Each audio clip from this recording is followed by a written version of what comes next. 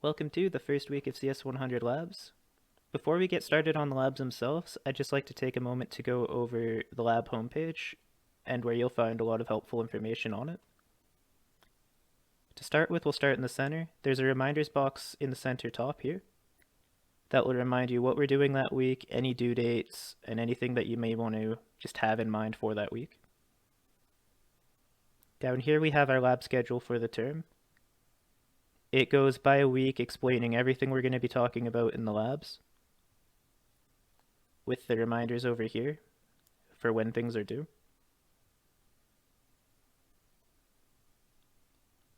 So just keep an eye on this throughout the term. It tells you when there's weeks off, when you'll need to be writing your lab tests. It's just a very helpful way of keeping track of what you need to be doing throughout the term.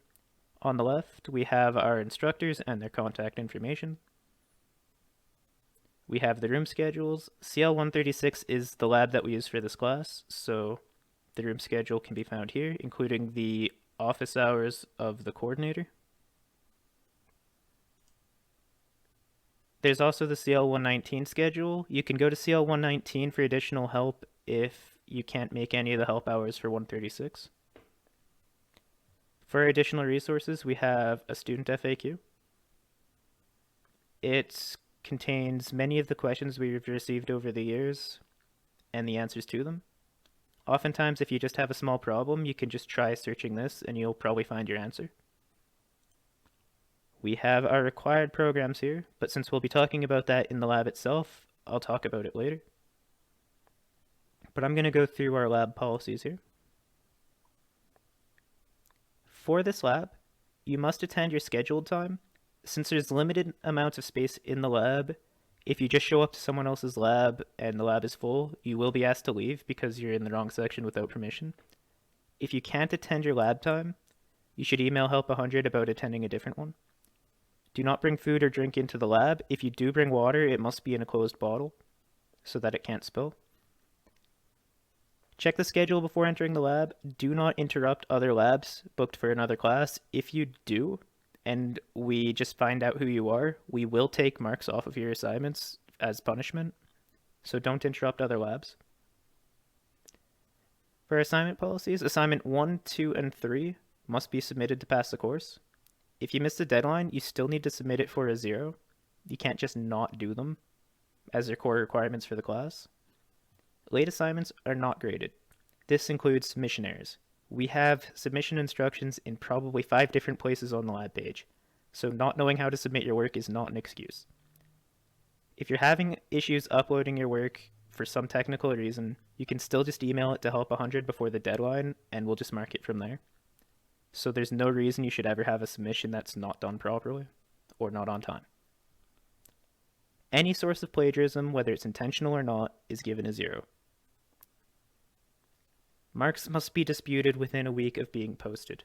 There's a little bit of leniency on that, but the idea is you can't just leave it to the last week and then dispute all of your marks at once. The instructor has a lot to do in the last week, and if they have to go through and dispute every assignment they've done throughout the term, they simply have too much to do. So if you try to dispute your marks a month after they're due, your complaint will probably not be investigated. When you're contacting your instructors, please use your university email. Other emails often go to spam. Please include CS100 in the email title. The reason for that is we still get a lot of spam even through the filter and from the university itself. So if we have a large block of different emails, we might miss one from a student if it doesn't include CS100. Please try to explain your problem, preferably with screenshots or attached files. If we can't figure out what you need help with, we simply can't help you. So don't just send an email saying, I need help. Send an email saying what you need help with or what's going wrong. Please use proper spelling and grammar. If we can't understand your email, we also still can't help you, and we also might just ignore it until you send one that we can understand. Remember that the assignments are your homework, not the instructor's. You can ask questions, you can ask for advice, don't just show up and expect someone to do it for you. It is still your own work. For the lab test, your lab test must be written in your scheduled lab unless you're given permission to write in another section. If you're caught communicating with other students, you'll be given a 0 even if you're done the test. because then you're just disrupting everyone who are still trying to focus. The lab tests are open books, so you can use notes or the internet, just don't talk or communicate with other students. If you can't make your lab test, you need to contact help100@eregina.ca before the test with a valid reason. If you're contacting it afterwards and say something like, I was sick all week and couldn't make it, you were sick all week. You could have contacted them before the test. So that's not going to be accepted.